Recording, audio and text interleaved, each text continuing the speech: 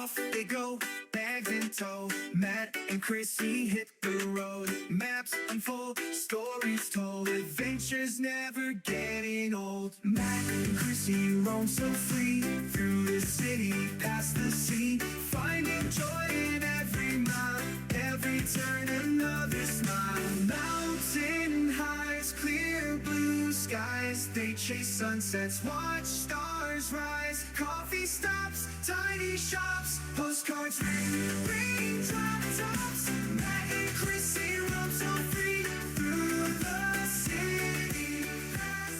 So I'm here with Melissa. Melissa, Mother Dukkah, what's the story? Mother Dukkah is my brand. I also do Primal Alternative. Primal Alternative actually got me started because my family, and particularly my husband, is borderline celiac.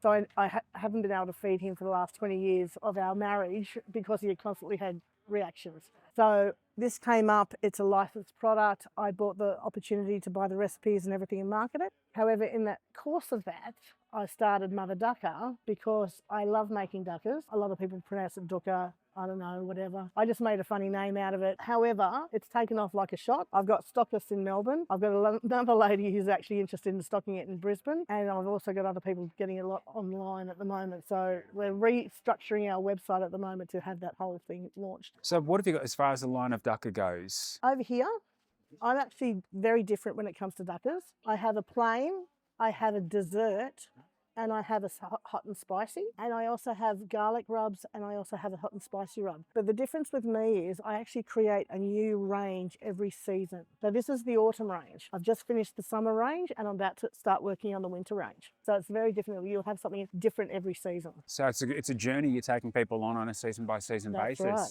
And so seasonal produce being available, it will complement what's available rather than only ever having one lot and that's it. So I want to be able to branch out into that and be able to say, look, there's a variety coming every single season. Look for that and you'll see that there are new products associated with that. Sue, tell us a bit about what's going on with Molly's Grove. So we have 4.5 acres at Canoundra with 400 olive trees, and we harvest them for the extra virgin olive oil. We just use a straight oil. It's not flavoured or anything. We keep it as a pure olive oil, and we also manage our neighbour's grove as well. So we're harvesting from about 800 trees. And then to complement that, we've sourced in a range of caramelized balsamic vinegars and a vincotto. We also have a lady in Orange who makes a range of soaps with our olive oil. And then we work with a wood turner to turn our olive branches into a lovely range of products. I've noticed you've got some really interesting flavours listed here. We go from apple, a classic, a fig with a touch of vanilla in it, a garlic, Thai, and then we have a vincotto, which is a heat-reduced Shiraz grape. So it's a really nice, easy way to put some flavour into your salads or your stir-fries. So this is the 23 harvest. So it's harvested last May. We had quite a lot of green olives through this one, so it gets a bit of pepper. You'll feel a bit of bite of the pepper. Lovely to have on your cheese plate too as a dipping oil with the bread. Lovely for your salads and easy to cook with. We usually like to start with the apple, a lovely light one that's great for salads. Rocket and pear salad. Oh wow, that sounds like a great combination. That is so thick. Yes, yeah. It's made on the classic base with some apple cider.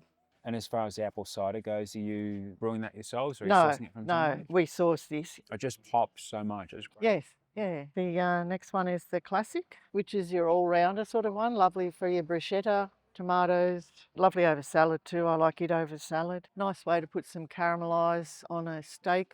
Smear it over before you barbecue it. Gives you glaze to your baked veggies. It's such a sweet smoothness that carries through on that one. The apple really jumped out. So the apple is made on that base. This is a fig, which is a sweet one with a touch of vanilla. So it lends itself also to being like a dessert sauce over strawberries, over a pavlova, that sort of thing. I can imagine that going really well with vanilla ice cream. It's almost a dessert in itself. Yes, yeah. Now the garlic gives you a nice boost of garlic and lovely over your baked veggies, baked potatoes, stir-fried mushrooms. Like a butterfly lamb shoulder done on the Oh, yes, on the Weber with some garlic and rosemary.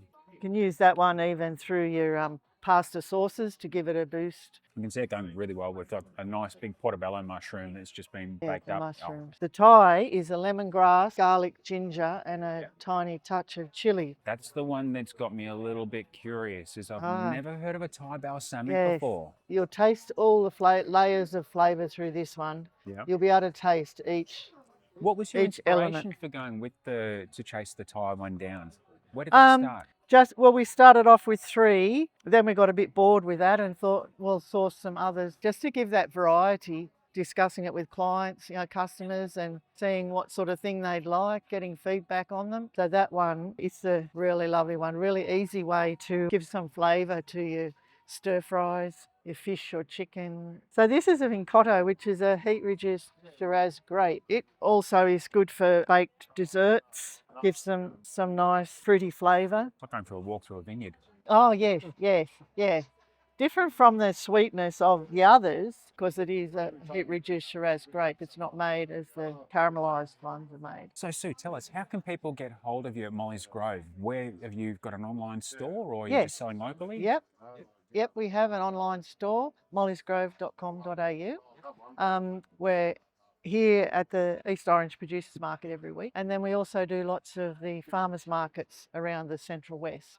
And then we also have some retail stores that stock our product. And those retail stores, are they ones that are largely in the Orange Bathurst area? Orange, and out at Canowindra we have a few, and we've just had a new one out at Oberon. I've got a range of jams, chutneys, relishes, sauces, and some other things. So I make all of these. The ingredients are from within 15 minutes of town, and I've developed the recipes over the years. So I taught in hospitality for a lot of years, but given up teaching and just doing this and doing markets now. So I really love interacting with people and getting people to try things and see what they like, what they don't like, what's not there for their taste. And I think during COVID, people reconnected with their food and where things came from and paid a bit more attention to that. So we're finding that since then, people really want to know about who's made, what they're eating, what's in it, and where does it come from. And we work together. So I get my fruit. I've got the beautiful apricot jam here and chutney and I get my apricots from Alex. So I know exactly the orchard that they come from. And the tomatoes, I can tell you, the lovely 92-year-old Italian Bill Mastronardi out at Boronor, 10 minutes from town, who's been growing the tomatoes for 30 years. And I grow some myself, but I can't grow enough. Yeah, and then no artificial thickeners added. I'm finding more and more people are coming with gut issues and are looking for things that don't have gums and thickeners. That seems to be the latest thing, along with gluten-free and sugar reduced, so less sugar for people. There's a lot of people pre-diabetic and diabetics. That's, I guess, in some ways forcing people to pay more attention to what they're consuming, which is a good thing. So what are you going to try? Well, what would you recommend? What if we were starting at one end and finishing at the other? Sweet or savoury? What My generally preference are is you? usually sweet. Sweet. Usually Okay. sweet. We could go with, do you like chilies? Yeah. Okay, Definitely. so I do a chili jam. Well, I have friends or people know that if they've got excess, they can just dump it on my doorstep. So I got all these chilies dumped on my doorstep, literally, and I'm like, I don't eat chili. What am I going to do with this? Yeah. And I use some in these, but I also use dried chili because then I can measure it and I know that I'm getting the heat levels consistent. Yeah. So I made some chili jams. So do you want to have a try? Definitely. That's nice. I think that would meet so many different people in their palate with wherever they're at. That's like nice. So you like a bit of heat? So this one's probably, well, this is a really in the chutney line. Yep. And this is like the medium heat. So it's like an Indian style flavour base, lots of cumin and turmeric. It's really popular. You can cook the heaps of garlic, a bit of ginger, mustard seed, white vinegar. People love it. And so I do it in different heat levels. It's really great. Coconut milk, you can make a curry.